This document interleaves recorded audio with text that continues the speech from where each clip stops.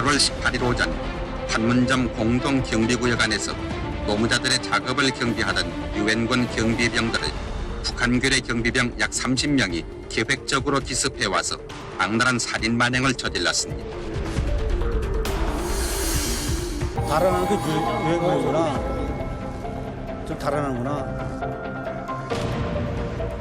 도끼와 곡괭이를 마구 휘둘러 미군 장교 2명을 살해하고 한국군을 포함한 유엔군 측 경비병이 중경상을 입었으며 유엔군 측 차량 석 대가 부서졌습니다. 북한 교류 집단의 살인 만행을 규탄하는 헐기 대회를 갖고 총파 단결로서 북한 교열의 야만적인 전쟁 도발을 초전에 박살낼 것을 다짐했습니다.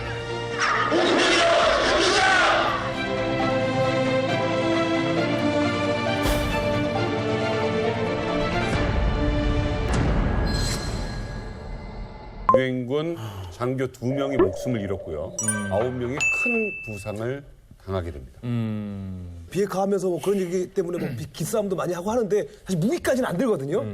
근데 이 미루나무 하나 때문에 네. 무기까지 들었다는 게 이게 참 충격적인 것 같아요. 그렇습니다. 이 미루나무 한 그루 때문에 이렇게 이런 일이 벌어진다는 게 좀 그렇기도 하고 미루나무가 사실 예전에 많이 보였는데 요즘은 좀 생소하잖아요. 저는 한국에서 보니까 예. 미루나무가 잘 눈에 띄지 않아요. 예. 가령 쫙 깔려 있어. 가로수로 많이 있어요. 마을 광장 주변에 미관용으로 쫙 서 있었고 60년대에는 김일성이가 살림화한다 그러면서 퍼플라 나무, 플라타나스를 많이 심으라고 그래서 우리 노래도 알죠. 퍼플라 나무와 플라타나스 네. 많이 짓고 정성들여 갖고 나무 됐구나. 엄청 심었던 나무예요. 판문점에도 있었겠죠. 판문점에 있던 미루나무는 15m까지 그런 나무가. 진짜 크게. 엄청 큰 나무였죠.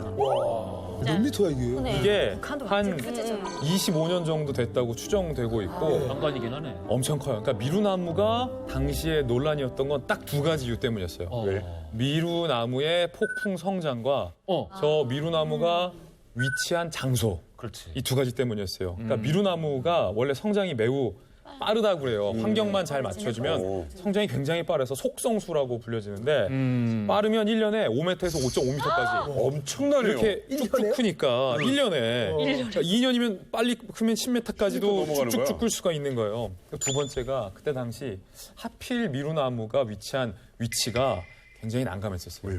판문점에는 돌아오지 않는 다리라고 있어요. 영화 JSA에 있고 딱 저기에 넘어가면 다시 돌아올 수 없다라고 해서 돌아올 수 없는 다리라고 돼 있는데 저 돌아올 수 없는 다리 바로 아래 유엔군 초소가 있었어요. 네. 3초소. 그런데 그 다리 위에 북한군 초소가 하나 딱 있어요. 그러니까 다리를 두고 유엔군 초소랑 북한 초소가 다리 하나를 두고 대치하고 있는 건데 문제는 우리 초소 바로 양옆에 북한군의 8초소랑 5초소가 딱 있는 거예요. 그러니까 바둑처럼 돌아오지 않는 다리 위에 북한 초소, 밑에 우리 초소, 양 밑에 옆쪽에 북한 초소 딱 껴있는 거예요. 그때 다리 건너에 북한 4초소가 그렇게 유엔군 3초소 시비를 많이 걸어왔다고요. 그래서 요거를 좀 지켜보려고 유엔사와 우리 군이 5초소를 이렇게 옮겨서 하나를 지어요. 언덕 위에. 그런데 하필 거기에 미루나무. 중간에. 시야를 확 가려버린 거예요.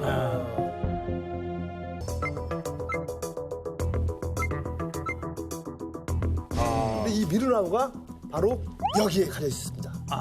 자, 여기 있는 게 뭐가 문제입니까? 유행어 왜? 쳐서 막았네? 유엔군 초소가 안 보여요. 그래서 여기가 위험에 처했을 때 여기서 어떻게 할 수가 없어요. 그러니까 이거를 칠 수밖에 없는 거죠. 저 위에 있는 게 지금 우리 제5초소고 지금 미리나무 옆에 있는 게 제3초소인데 되게 동떨어져 있네. 더 이상 이렇게 멀지가 않았어요. 근데 저 미루나무가 없을 때만 하더라도 저 위에 있는 5초소에서 3초소의 상황이 다 보였거든요. 미루나무가 이제 포퓰러 나무가 쑥쑥 자라요. 하필이면 그때가 1976년 8월이지 않습니까? 여름이에요. 쑥쑥 자라가지고 결국에는 5초소와 3초소의 시야를 가려버린 거죠. 다리겠네. 잘 안 보이는 거죠. 예. 시야가 이제 막혀버린 거죠. 그래서 유엔군에서는 그 미군이죠. 네. 어떤 결정을 내리냐면 저 미리나무 잘라버리자. 그래서 76년 8월 6일에 이 보니파스 대위가 이끄는 10명의 이제 그 미군과 한국 노무자들이 가요. 들어가서 이제 미리나무를 처음에는 잘라버리라고 해요.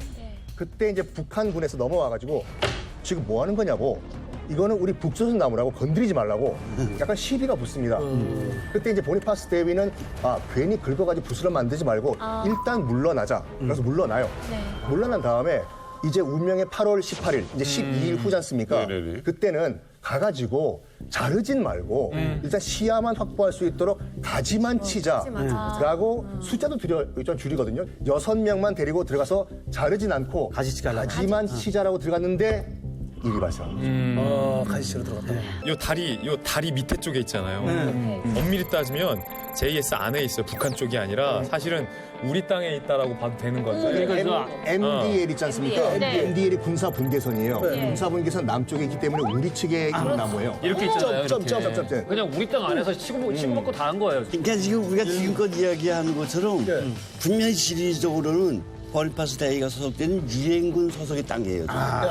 북한 땅이 아니에요. 거기 손은 안 걷지만 53년 종전협정 때 유엔이 관리하는 땅, 북측이 관리하는 땅이 나와 있었거든요. 근데 이 판문점에만 손이 안 거져 있을 뿐이에요.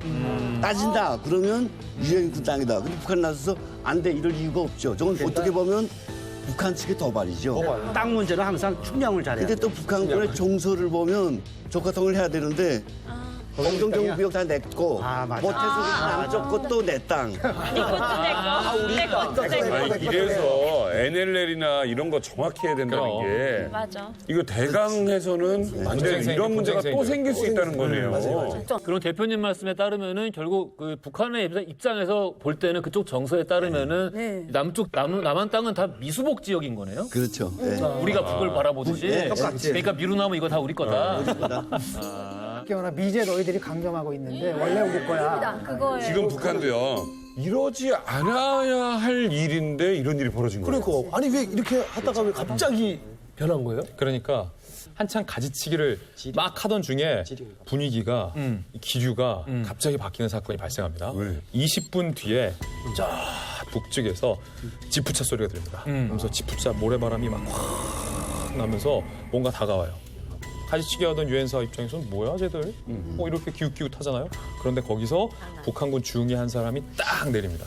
그리고 그 뒤로 북한군 병사 30명이 우르르르르 포진을 해요. 보세요. 우리 쪽은 6명, 저쪽은 30명. 일단 쪽수가 상대가 안 되죠. 그러면서 이제 시비를 걸어옵니다. 북한군 중위가 시비를 걸어요. 야, 그거 더 이상 나무 자르는 거 멈추라고. 내 용납하지 않겠어. 그런데 평소처럼 그냥 장난치고 시비 거는 줄 알았죠. 그러니까 보니파스 야 그냥 잘라. 그래서 계속 가지치기 하고 있어요. 그런데 뭔가 분위기가 험악해지는 거예요. 그 문제의 북한군 중위가 이렇게 얘기를 해요.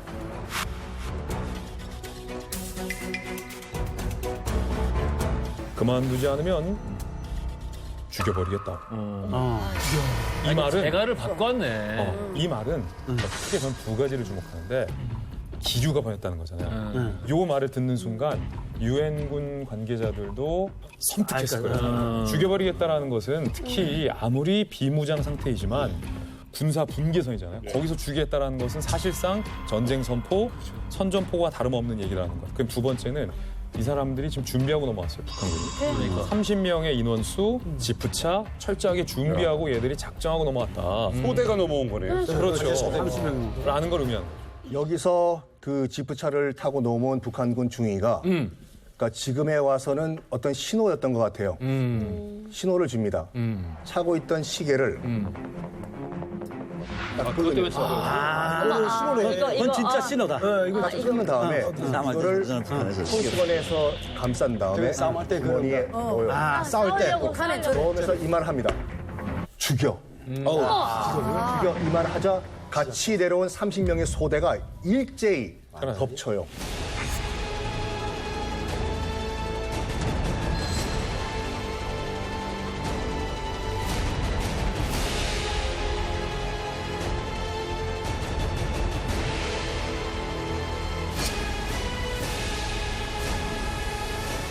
시계를 끌었지 않습니까? 그 순간 등을 돌려서 가지치기를 작업을 하고 있던 보니파스 대위의 목을 쳐요. 어머 어떡해. 쓰러지지 않습니까?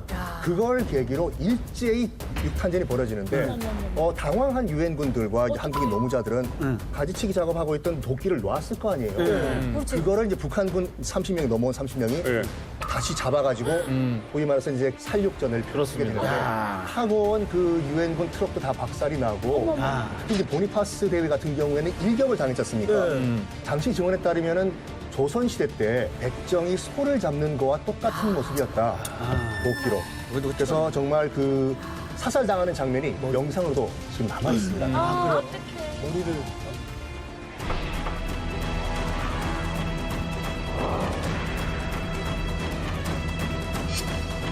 이렇게 쓰러져 있는 저분이 보니파스 대위죠. 야, 얼굴이 좀 긴 편이었는데 도끼를 맞아가지고 얼굴이 부어서 얼굴을 알아볼 수가 없어. 아니 세상에 이게 무슨 일입니까? 교과서나 이런 데서 그냥 도끼 마냥 사건, 미루나무 이러고 넘어갔던 일을 이렇게 자세히 파보니까 너무나도 소름 끼치는 장면이라고. 도끼로 얼굴을 친 거예요. 여러 번 찍었다고 하죠. 야, 여러분. 이 범행에 쓰인 도끼가 남아 있는데요. 이 도끼 직접 보시겠습니다. 굉장히 소름 끼쳐요. 야. 그러니까 저 도끼는 그러면 유엔군이 작업하던 도끼라는 거네요. 미리 준비해서 가져온 건 아니고. 실은 저 도끼를 네. 얘들이 보니파스 대위한테만 휘두른 게 아닙니다. 사실은 우리 병사한테도 휘둘렀고 그랬는데 다행히 그 헬멧에 맞아가지고 크게 다치진 않았고요. 보니파스 대위를 갖다 수송한 분 있잖아요. 네. 근데 그분의 얘기를 언젠가 동영상으로 봤는데 얼굴이 갸름하잖아요. 근데 이게 원형이 됐다 그러더라고요. 부어서. 왜냐하면 여기 이렇게 돼가지고. 정말 그냥 짓밟았네요. 근데 지금 현장에서 안타깝게도 보니파스 대위 말고도 또 돌아가신 분이 계시는데 바레트 중이라고 해서 그 JSA 공동경비구역에 부임한 지 얼마 안 되는 신임 장교였어요. 신임 장교였는데 이 미리나무 가지치기 작전에 들어갔는데 다시 자기도 들었을 거 아니에요. 그 이제 8월 6일 12일 전에 있었던 일도 그렇고 분위기가 좀 심상치가 않다. 그래가지고 지원 병력을 좀 더 요청을 해야 되는 것이 아닌가 그런 말을 했는데 일이 터져버린 거죠. 근데 이 북한군한테 맞고 쓰러진 사병들을 돕다가 또 몽둥이에 맞아가지고 현장에서 또 사망하시게 됩니다. 몽둥이에 맞아서 사망을 해요? 맞아. 맞아 죽은 거죠. 소리네. 저기 이제 바레트 중이죠. 준이. 그리고 더 안타까운 것은 그 보니파스 대위 같은 경우에는 사실 한국 근무 딱 3일 남은 상황이에요. 우리가 군대 있을 때 말년병장들 조심하라 조심하라. 3일 전이었고 이미 JS에 투입될 후임 장교가 와 있는 상태예요. 사실은 나 지금 퇴임할 때니까 이제는 네가 좀 나가서 뭐 일도 배울 겸 나가라 할 수도 있었는데 이제 일을 넘겨주면서 그 뭐 귀찮은 일을 넘겨주는 게 안 좋은 것 같다. 내가 직접 처리하자 이렇게 나왔다가 그러니까. 생각을 해봐요. 그 가족들이 얼마나 황당하겠어요. 3일 후에 올 사람인데. 그러니까 보니파스가 이게 솔선수범한 거예요. 안 해도 돼. 가지치기 안 해도 되고 지금까지도 계속 골치 아팠고 저 미루나무는 내가 오늘 애들 데리고 들어가서 가지치기 하더라도 내년 여름이면 또 가지가 자라고 또 골치 아파. 나는 그냥 3일 뒤에 손 떼고 인수인계 때 후임자한테 미루나무만 조심해. 잘 안 보이니까 가지치기 한번 해줘. 대부분 많은 시청자분들이 공감하실 만한 게 이게 내일 모레 전역하는 병장이야. 그럼. 말년 병장인데 제초 작업 나가래. 그럼요. 대초 작업 누가 나갑니까 그거를 안 나가지 뻗팅기지. 근데 이 사람은 나가서 아유 후임이 하느니 그냥 내가 처리하고 말지. 난 내일 전역해서 쉬면 되니까. 그리고 더 안타까웠던 거는 그러니까 가지치기 작업에 제일 선두에 섰던 사람이 바로 보니파스 대위였어요. 그러니까 자기가 솔선수범했던 거죠. 그런데 정말 안타깝게 돌아가셨잖아요. 그래서 우리나라와 또 미국이 이 보니파스 대위의 죽음을 위로하고 기리기 위해서 그냥 사망 후에 소령으로 진급한 건 당연한 거고 지금 JSA 이 유엔사 경비대대 기지 명칭이 캠프 보니파스로 바꿉니다.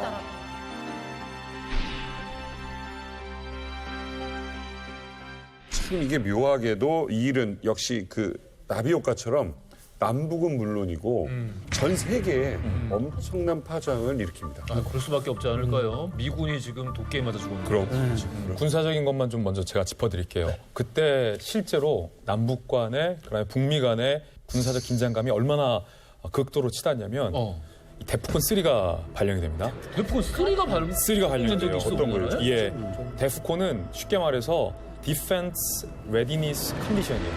방어 준비 태세인데 데프콘이 총 5단계예요. 그러니까 5단계가 가장 하위 단계예요. 그러니까 5단계 데프콘은 페이드 아웃이라고 그래요. 그러니까 안개가 싹 거쳐진 상태.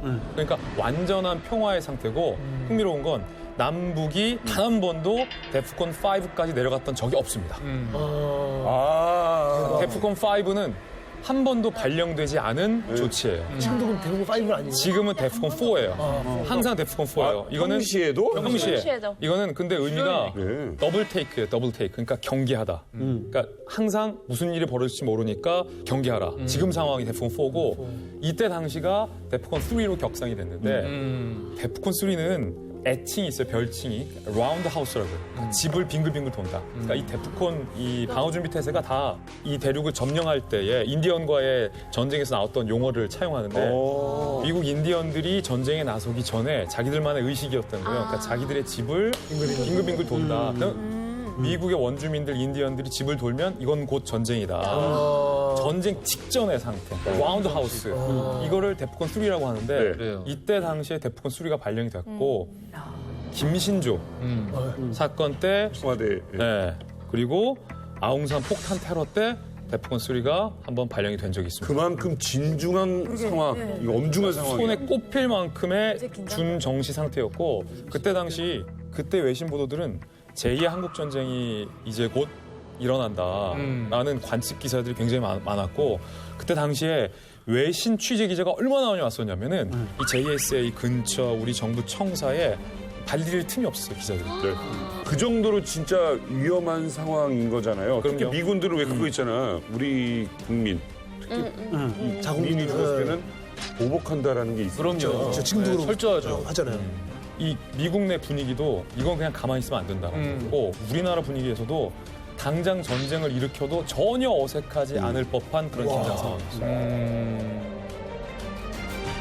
북한도 뭐 난리가 났죠. 대단하다 진짜.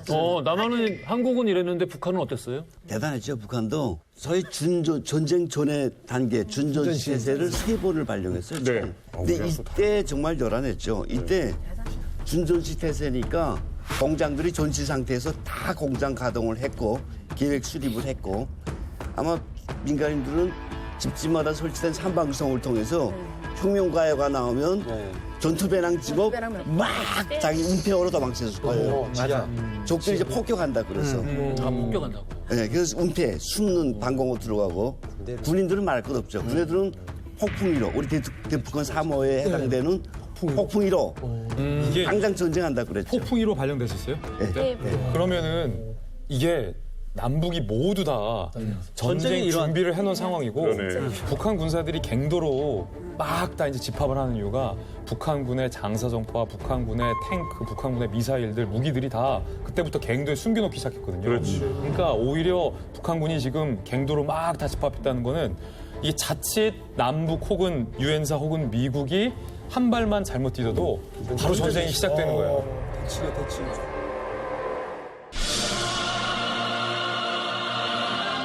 지금으로부터 32여 년 전인 1976년 8월 18일 조국의 최전방 판문점에서는 온 세계의 이목을 집중시키는 중대 사건이 발생했습니다.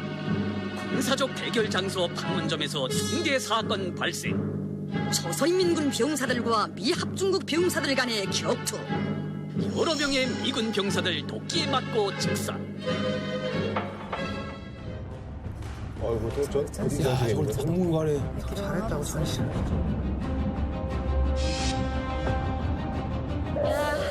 아 진짜로. 이런 종류의 이야기들은 누가 짜는 거예요? 그 기본적으로 당역사연구소에서 북한은 흑백을 막 전도하는 그래서 국가가 거짓말을 국가가 하는 나라가 아닙니까? 이런 논리들을 논리 없이 맞아. 대중 교육할 수는 없어요. 그러니까 이런 논리를 짜는 데는 당역사연구소에서 이걸 만들어내요. 당역사연구소의 사적실이라는 곳에서. 이런 경우에는 청정지국에서 기본 스토리를 끄다구를 만들어서 같이 합쳐지죠. 그러면 그야말로 흑백이 전도된 사건 아닙니까? 이게 그냥 일반인들이 만드는 건 아니고요. 당역사연구소에서. 그 USB에 몇 개 들어있다고요? 북한 사건에 관련된 게? 아까 30만 개. 그냥 그 30만 개에 대한 진실 영상만 한 300개 넣어서 USB로 그냥 뿌려버려. 이건 그냥 이게 전체주의 국가에서 특히 이러거든요. 네. 보통은 이제 우리 민주주의 국가에서는 사실 팩트 이걸 가지고 통치를 하는데 이 사람들은 항상 스토리가 허브 스토리를 만들어내요. 이게 아주 전체주의 국가의 특징입니다. 자, 판문점에서 도끼로 미군 병사 2명을 살해했습니다. 과연 이것은 북한 군인들의 우발적인 안행이었을까요? 아니면 계획적인 도발이었을까요? 자, 판문점 도끼 만행 사건 그 1년 전으로 가봅니다.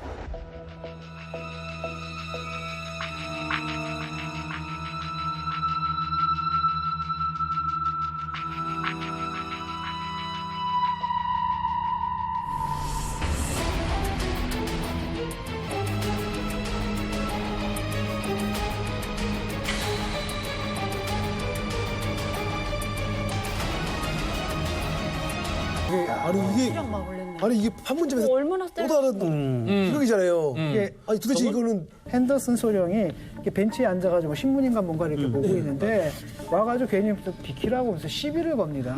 기자가? 기자가 시비를 거는 거예요. 그러니까 황당하죠. 내가 앉아있는데 지가 와서 비켜달라고 하니까. 그래서 이 자식 뭐야? 그래서 계속 무시하고 신문을 봤더니 딱 벤치에 올라가가지고 딱 때리면서 안 비켜 이 자식아 딱딱 치고 친구 뵙고 막 이랬던 거야. 거기서 이제 시비가 딱 붙으니까 서로 이제 난투극을 벌이는 거예요. 저는 그 나중에 책이랑 사진으로 봤었는데 그 기자가 처음에 와가지고 시비를 걸고 그 이후에 벤치가 이렇게 길게 있잖아요. 네. 여기에 소령이 있고 네. 여기 이렇게 앉아요. 그런 게 있다고? 사실 이렇게 앉더니 여기 머리에 침을 뱉어요. 뭐야? 이건 기자가 군인이 아니라 군인도 아니고 이게 기자 탈었었겠다 진짜. 그래서 기자가 그 땄겠니. 이 핸더슨 소령은 목뼈가 부러지고요. 장 파열돼서 맞은 직후에 바로 실신을 했고 이후에 헬기로 병원까지 후송돼서 치료를 받았는데 돌아가시진 않았어요. 돌아가시진 않았는데 언어 구사 능력을 한동안 잃을 정도로 후유증이 컸다고. 목표가 여기서 부러지니까. 궁금한 점이 있죠. 그러면 판문점 도끼 만행 사건이 일어나기 1년 전에 1년 전. 핸더슨 소령을 저렇게 팼던 사람이 누군가 범인이 놀랍게도 판문점 도끼 만행 사건의 바로 주동자 똑같은 인물이었어요. 아까 지프차에서 시계 데리고 온 주인이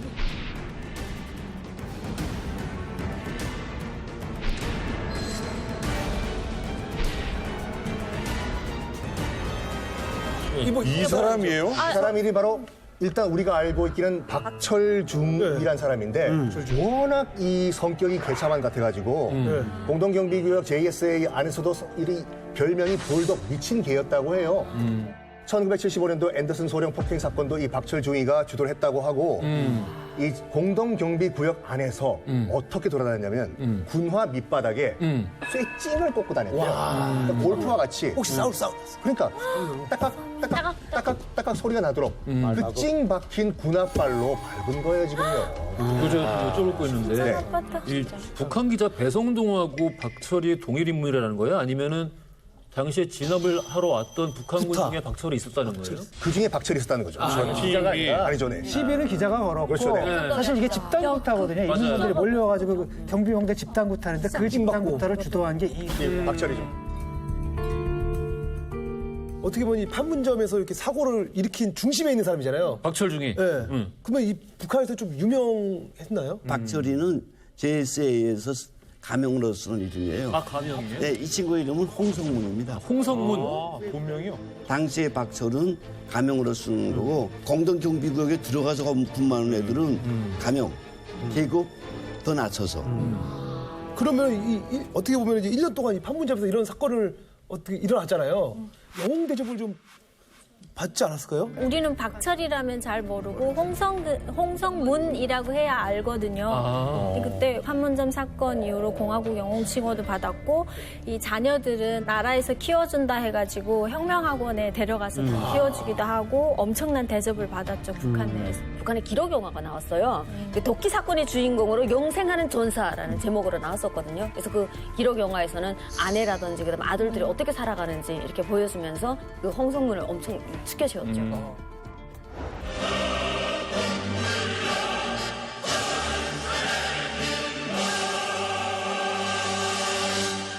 이제는 아버지가 전사한 지 군 30년이 되어 옵니다. 저희들이 영웅의 자식으로서 혁명의 계승자로서 응당할 일을 했을 뿐인데 경례하는 최고사령관 동지께서는 저희 어머니를 제4차 전국 어머니 대표로 불러주시고 영광의 기념사진도 찍어주셨습니다. 저희들은 백두산 유전들의 추억 속에 영생하는 아버지의 뒤를 이어 경미하는 최고 사령관 동지를 대통령은 성군혁명 동지로 변함없이 살겠습니다. 저는 그때 그 사건에 함께 참가했습니다. 적들은 권봉을 비롯한 흉기를 들고 집단적으로 달려들기 시작했습니다. 그때 미제 침략군 한 놈이 차에 달려있던 도끼를 조장동을 향해서 집어던졌단 말입니다. 조장동문 옆에서 적정을 예리하게 살피고 있던 홍성문 동무는 잽싸게 도끼를 걷어주이고 3분이라는 그 짧은 시간에 그 놈들을 4놈이나 적셔버렸습니다.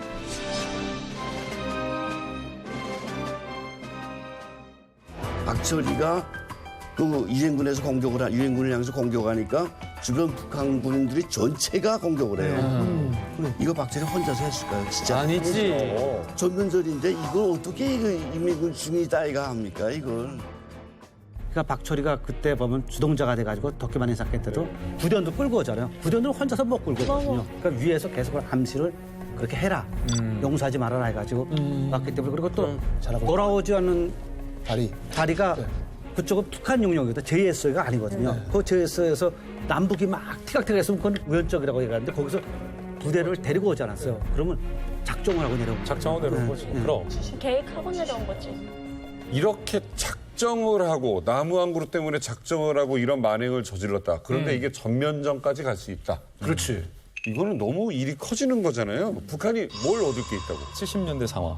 북한 입장에서는 지금까지 우리가 대한민국보다 잘 살아왔어. 그리고 군사 전략이나 군사 장비도 우리가 나아. 근데 딱 하나 저쪽에는 눈의 가시 같은 게 있어. 그게 뭐다? 미군이다. 맞아. 미군만 없으면 북한이 자기 실력으로 한 번도 점령할 수 있다라고 실제로 생각했었거든요. 이 도발이 아까 핸더슨 폭행 때도 신호를 보내잖아요. 힘을 탁 뺏고 탁 때리잖아요. 그러니까 미군이 도발하니까 준비됐다는 치 우르르 가려고. 이건 북한이 철저하게 준비하고 들어간 사건으로 본다는 거죠. 그 이후 한반도 내에서 공동경비구역 내에서 뭔가 폭행이나 소요 사태가 발생하면 북한은 자 봐라. 이거 미군이 우리한테 도발해왔다. 미군만 없었으면 우리랑 남쪽이랑 사이좋고 이런 일 없다. 이건 미국이 개입했기 때문에 한반도 내에서 잦은 물리적인 충돌 상태가 발생하는 거다. 야, 이러지 말고 이런 일 앞으로 발생하지 않으려면 미군 완전히 한반도에서 발대해라. 라는 목표였다는 거죠. 이때가 5.18일 수밖에 없는 게 이때 김일성이 굉장히 중국을 조를 때였어요. 2차 한국전쟁을 위해서 전격적으로 지원해주고 조력을 해달라고 했을 때 중국에서는 알았으니까 오케이 우리는 너희가 제2차 한국전쟁 일으키면 알아서 도와줄 거야. 근데 때를 잘 봐. 라고 하던 시기였고 소련 같은 경우는 미국하고 한참 대탕트 중이었어요. 화해 무드이기 때문에 그 화해 무드가 있어요. 그때 당시에 70년대 대탕트 분위기. 그래서 씨도 안 먹히는 소리 하지 마라고 하던 시기였고, 그러니까 중국이랑 잘 풀리던 시기였는데 소련이 됐든 중국이 됐든 어쨌든 전제 조건은 그거였어요. 실수하지 말라고. 근데 사람이 죽었잖아. 미군이 죽었다고. 이건 큰 실수지. 큰 실수지. 북한이 76년도 하면 정말 화가 많이 났을 시기거든요. 왜냐하면 남한에서 처음으로 팀 스프리트 훈련을 시작했던 해에 그렇죠. 도끼만행 사건 일어나기 2달 전에 불과 2달 전에 팀 스피리트 훈련이 본격적으로 전개되고 있는 가운데 동해안 공공지역에서 실시된 대규모의 한미연합 상륙훈련. 그래서 정말 많이 화가 나 있었던 상황이고 그때 당시 북한에서 남한을 계속 주장하기로 뭐 군사대치 하지 말자 막 계속 이런 얘기를 했었는데 남한이 미군하고 같이 합동 군사훈련을 하니까 북한 입장으로서는 엄청나게 화가 많이 나 있어가지고 그때 당시 막 규탄 성명도 하고 그리고 준전시 상태 그런 것도 군에 발령을 하고 엄청나게 예민했던 시기라고 할 수 있습니다. 이해가 되네요. 그러니까 굉장히 예민한 거죠. 아니 뭐 북한에서 그렇잖아요. 미군이랑 한번 팀 스피릿 훈련하면 북한이 발칵 뒤집히거든요. 지금도 그렇죠. 그러니까 얼마나 미군이 미웠겠어요. 그것도 처음 딱 시작하니까 굉장히 화가 나 있는 상황이고 그렇죠. 이야, 이유가 있었네.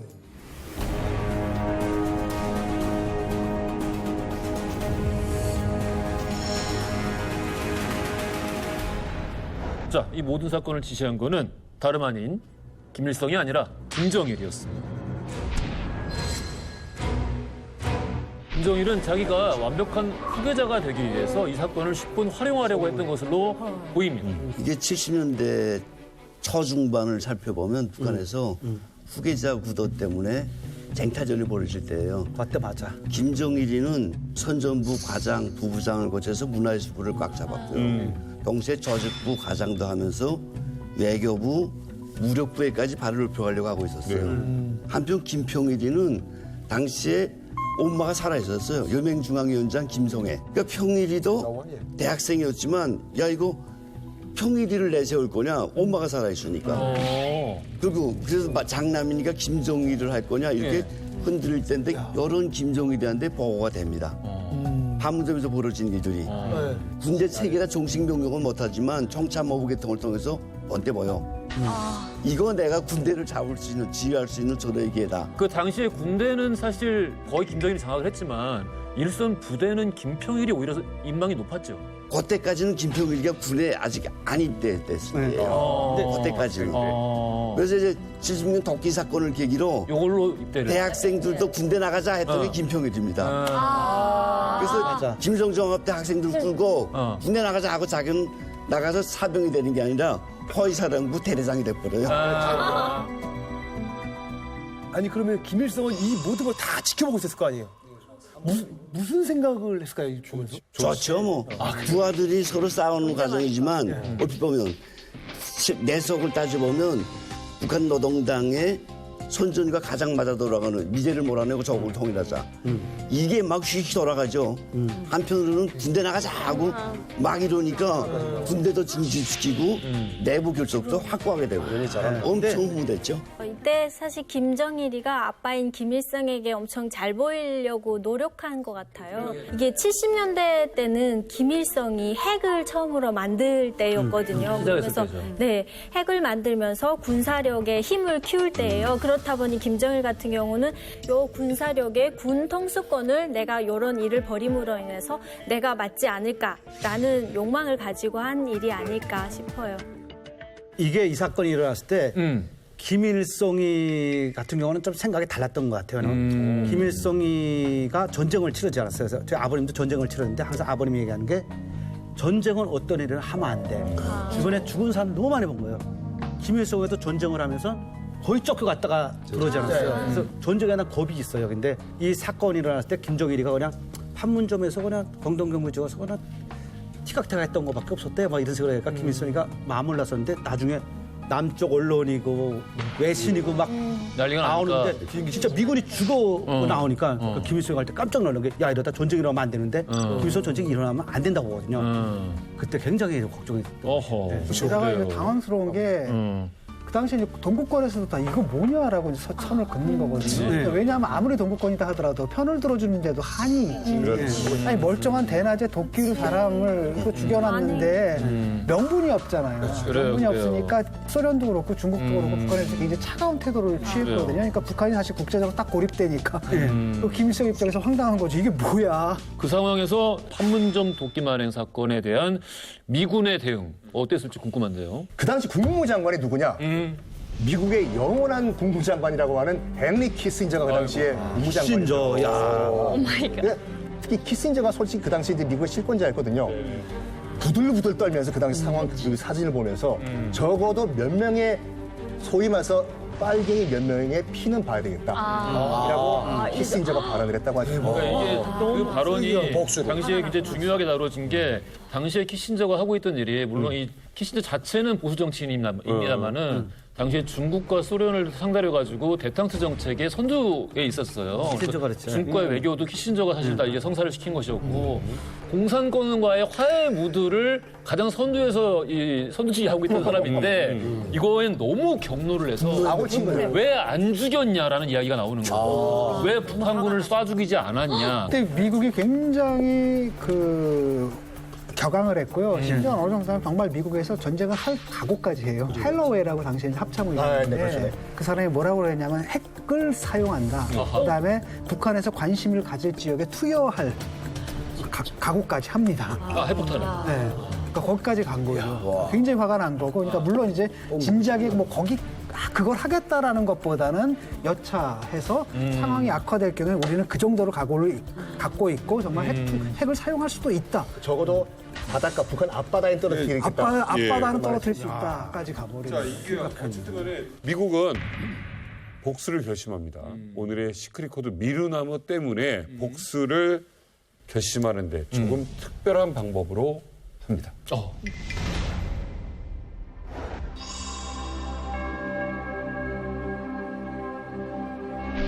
다음 날인 8월 19일 아침 일찍 회담을 열자는 유엔측 요청에도 불구하고 오후 늦게야 회담장에 나온 북한 괴뢰는 살인 만행의 현장 사진들을 내놓으며 항의했으나 북한 괴뢰 측은 딴전을 부리고 발뺌을 하기에 바빴습니다.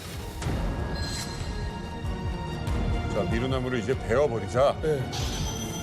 당연하죠.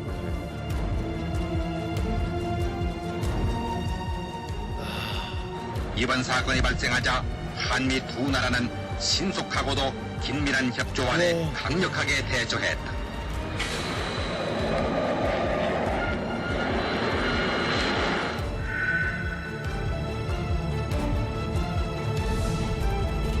자, 미루나무를 베는 작전, 폴 버니언.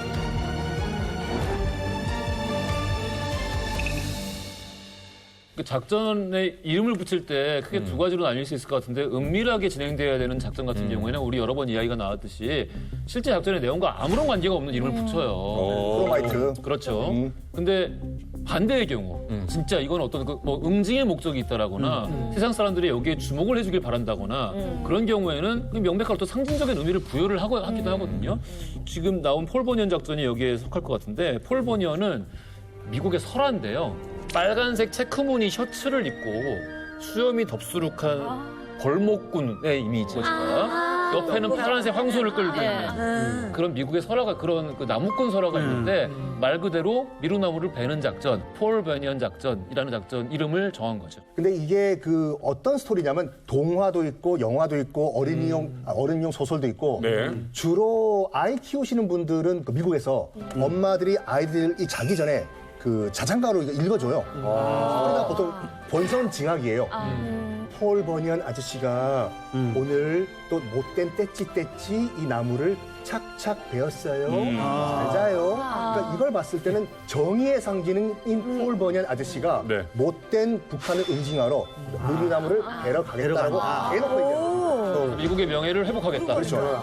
이게 얼핏 들으면은 아니 뭐 동화 속 인물 하나 이름 붙여놓고 미군이 죽었는데 고작 폴 버니언 아저씨가 들어가서 미루나무를 베온다? 이게 뭐야? 라고 싶잖아요. 근데 그때에 동원됐던 미군의 최정예 군사력을 보면 아 이게 단순히 미루나무 제거 작전의 목적이 있는 게 아니구나를 알 수 있습니다. 제가 조사를 해왔는데 F4 팬텀 전투기 그때 당시 미군의 최정예 전투기 F4 팬텀이 24대가 그때 한반도 상공에 전개됩니다. 그리고 B-52 핵폭격기 B-52 한 대면 북한을 초토화시킬 수 있는 근데 그 B-52 폭격기가 무려 3대가 뜹니다. 3대. 풀 무장한 상태로. 그리고 바다에는 그 유명한 미드웨이 항공모함이 한반도에 뜹니다. 그런데 이 미드웨이 항공모함에는 전투기 65대가 실려 있습니다. 65대가 실려 있습니다. 65대. 그러면 자칫하면 전투기 65대를 띄운다는 거예요. 아까 팬텀 24, 24개의 B-52 세대의 미드웨이 항공에 들어있는 전투기 65대까지 그러면 이 정도면 숫자로만 해도 그냥 북한 하늘을 빼곡히 채워버리는 거예요. 여기서 끝이 아닙니다. 미드웨이 항공모함이 호위함, 풀로 무장한 호위함 5척을 거느립니다. 한반도 바다에 전개를 합니다. 그리고 육지에는 우리나라 대한민국의 그다음에 주한미군의 장갑 부대와 탱크 부대가 올 스탠바이한 상황. 그 상황에서 이렇게 다 전개해 놓은 상황에서 미루나무를 베러 들어가는 거죠. 그런데 미루나무를 베는데 한 그루잖아요. 금방 걸리거든요. 근데 40여 분 동안 이 나무를 베니다. 벌어라. 이 작전의 진짜 의미는 북한이 조금이라도 도발하면 지도에서 북한을 지워버리겠다라는 군사적 의미가 있는 겁니다. 미드웨이 항공모함 하나만 떠도 웬만한 국가의 정부가 전복이 돼요. 그렇죠. 그러니까 그 당시 전개된 전투력을 보면은 B-52 같은 경우에 B-52가 그 1년 전에 끝난 베트남 전쟁 때 무려 300만 톤의 폭탄을 쏟아부으면서 베트남에 그 베트남을 초토화시킨 비행기예요. 어떻게 해서는 호치민이 살아생전에 저승사자라고 했던 비행기거든요. 그게 세 대가 뜬 거예요. 그리고 F-111이라고 이 밀떡 여러분들은 좀 아시겠지만 가변 후익기라고 해가지고 전폭기예요. 날아가면서 비행기 이 날개가 접혔다. 오, 그거 알아요. 어머, 그런 비행기가 있어요?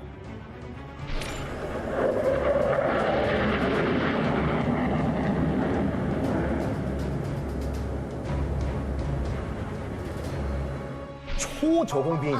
이거 계곡 사이를 계곡을 구소련에서 제일 무서워하던 그런 전략 무기가 F-111이거든요. 왜냐면 적의 입장에서 봤을 때는 연문도 모르고 죽는 거예요. 빵 이렇게. 군사력 전개된 것만 봤을 때는 그 당시 미국과 구소련과 한판 붙어야 된 그런 군사력이었는데 북한 너희 나라 주변에 밝게 있다. 한번 붙어볼래? 협박이었었죠. 이게 육해공 다 동원해서 다 준비를 끝내고 미루나무 앞으로 간 거예요. 야, 이건 그거 까딱 했으면 그러고 40분이나 있었어. 실제로 그 어떤 계획까지 세웠냐면은 좋다. 만약에 우리가 미리나무를 지금 자르고 있는데 조금이라도 군사 공격을 해오면 한국 전쟁 이전에 대한민국 땅까지는 우리가 수복을 하겠다. 그것은 뭐냐면 그 연백평야, 서해안 그리고 개성 그게 다 한국 전쟁 이전에는 우리나라 땅이거든요. 그래서 여기까지는 우리가 회복을 하겠다. 라는 계획을 세웠다고 하죠. 그때 제 기억에 따르면은 우리도 전쟁 날 거라고까지 생각하지 않았거든요. 왜냐면 항상 우리는 북한은 나쁜 짓을 하는 데다. 근데 이번엔 도끼가 사용돼가지고 굉장히 사람들이 격앙되긴 했지만 근데 오늘 저도 이제 방송 준비하면서 이렇게 보니까 와 정말 전쟁을 결심했었구나. 저도 놀랬거든요. 그러니까 이런 전쟁 위기가 있을 때 우리나라 사람들이 받아들이는 것과 해외에서 이제 군 당사자들이 받아들이는 거와 인식차가 되게 커요. 우리는 맨날 북한이 쳐들어온다 얘기 들으니까 양치기 소년 같은 거예요. 그게. 그래서 이것도 그냥 그렇게 넘겼지. 정말 이쪽에서 핵투하까지 할 생각까지 갖고 있었다라는 것까지는 생각을 못했어요. 오죽하면 예전에 재난 영화 투마로우라는 영화 개봉을 할 때 이제 에머리 감독 영화인데 투마로우 원래 원제가 데이 애프터 투마로우예요. 그럼 내일 모레거든요. 근데 내일 모레라는 제목을 우리나라에서 개봉을 못 하는 거야. 왜냐면 내일 모레 세상이 멸망을 하면은 우리나라 사람들은 크게 이게 심각하게 안 받아들인다는 거야. 내일 모레 멸망하면 내일 출근한다는 거야. 그래서 투마로우로 바꿨어. 그런 거예요, 진짜로? 확 와닿네. 투마로우라고 하니까 확 와닿아. 아니 왜냐면 특히 우리 집안에서 내일 모레면 한 20년 뒤에 그리고 10년 전을 엊그저께라고. 그렇지. 우리도 그렇게 이야기하지. 시청자분들은 또 이제 들으시면서 아니 왜 그 40분간 도발만 하지? 그냥 치지 명분이 있는데 라는 생각도 드실 텐데 일단 미국은 소련과 중국을 보는 거죠. 소련과 중국이 당장은 이미 지금 북한이 사람을 죽였기 때문에 당장은 그 북한에 대해서 지지선을 흔한 늘 북한이 무슨 이상한 짓을 하든 중국은 지지선을 해줬어요. 근데 이번엔 그것도 안 해줬거든요. 그러니까 여기까지는 소련과 중국이 안 했는데 만약에 여기서 미국이 그런 40분간의 어떤 제스처도 취하지 않고 바로 치면은 소련과 중국이 참전을 합니다. 그러면 어떻게 돼요? 3차 대전이죠. 세계 3차. 자, 여기까지 들으면은 이거 너무 근데 우리나라 땅에서 일어나는 일인데 미국 얘기만 있네? 라고 생각하실 분들도 있을 것 같아요. 우리나라 특전사들은 북한도 미국도 모르게 비밀스러운 보복작전을 수행하고 있었어요. 글쎄. 가만히 있을 리 없지, 글쎄. 특수공수여단 제1여단장이었던 박희도 장군이 공수부대원 64명을 부릅니다.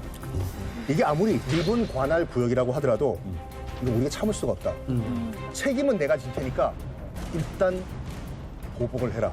그래서 어떤 얘기까지 나왔냐면 우리가 최소한 7명에서 8명 죽을 각오를 하자. 그렇지만 우리는 북괴군 당시에 적어도 10명 이상은 우리가 죽이겠다. 책임은 내가 지겠다. 이런 말까지 했다고 하죠. 그때 그 공수여단에서 그 작전에 차출됐을 때의 비하인드 스토리가 전해지는데 장남은 빼라, 기혼자는 빼라, 독자는 빼라. 진짜 각오하고 갔구나. 라는 3가지 기준이 있었다고요. 그러니까 가서 진짜 일을 벌이겠다. 어떻게든 우리가 보복작전 하고 돌아오겠다. 왜냐하면 그때 우리 군 입장에서는 부글부글 응전해주자라는 분위기가 대한민국에 있었고 그냥 미루나무만 배에서 오지 않겠다라는 한국군의 판단이 좀 있었던 것 같고 그때 유엔사에서 우리 군이 같이 그 작전에 들어가는데 폴 버니언 작전에 무기를 소지하지 못하게 합니다. 왜냐하면 미국과 유엔사가 컨트롤하는 작전에서 혹시 우리 군사가 방아쇠라도 한번 잘못 당겼다간 이게 컨트롤이 안 되는 상황에서 전쟁이 일어나면 아까 말했던 것처럼 이건 바로 3차 대전입니다. 완벽하게 통제된 상황에서 전쟁을 하더라도 전쟁을 벌여야 하기 때문에 그러면 무기도 없이 우리 공수여단이 들어가서 뭐 맨손으로 제압합니까? 안 되죠. 그래서 그때 비밀리에 M16 소총을 분해를 합니다. 그래서 유엔사도 모르게 은닉해서 폴바니언 작전에 가지고 들어갑니다. 어디에 숨겨서 작전에 들고 갔을까요? 은밀하게, 티 안 나게, 안 어디에는 걸리게. 없을까요? 허리? 모자. 네? 모자? 이렇게 모자에 초식이 모자에. 안 들어가 허리가. 아니 딱 이 허벅지다 감출까요? 허벅지. 안에 들어갈 때 아무리 맨몸으로 들어가도 뭐 물통이랑 놓고 가는 작전 가방 같은 게 군인들 가지고 다니거든요. 뭐였어요? 가방은 가방인데 바로 샌드백. 더블백.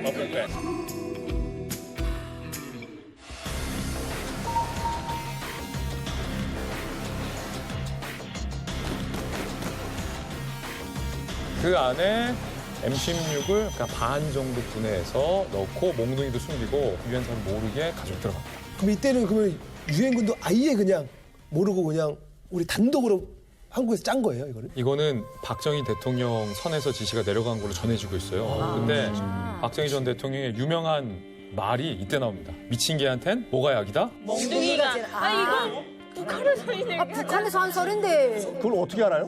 북한에도 이런 속담이 북한에도 이 있거든요. 소리 썼어. 삼사관학교 졸업식에 가서 군화와 철모를 가져와라. 내 거. 그리고 미친 개에겐 몽둥이가 약이다. 라는 그 유명한 말을 이때 했다고 하고 사실은 박정희 대통령이 직접 구체적이고 물리적인 어택, 보복 작전을 승인했다라고 현재 전해지고 있습니다. 어모를 해준다. 이런 거였는데 실제로 이 사람들이 들어가서 한 것은 북한군 초소를 그냥 다 깨버리고 다 깨버리고 근데 초소에 가보니까 얘네들 다 도망갔더라는 겁니다. 진짜 찌질이다 진짜. 이 작전이 폴바니언 작전이 벌어질 때 다리를 건너갑니다. 이제 북한 지역으로 도망가는 거죠, 사실은. 그러니까 거기에 150명의 북한 군인들이 딱 지켜서 있어요. 이건 긴강된 한계 전투무력인데 이건 저들 지역이니까 딱 지키고 넘어오라. 요건 도발이다. 우리가 뭐 일 낸다 하고 딱 지키고 있는데 한국군에서 작전하다가 북한군 초소 앞에서 딱 멈추고 돌아서 갑니다. 그리고 그 사이에 미루나무가 베어집니다. 미군 장교 2명이 살해당한 문제 미류나무가 유엔군 측의 응징 조처로서 한미 양군에 의해 절단되었습니다.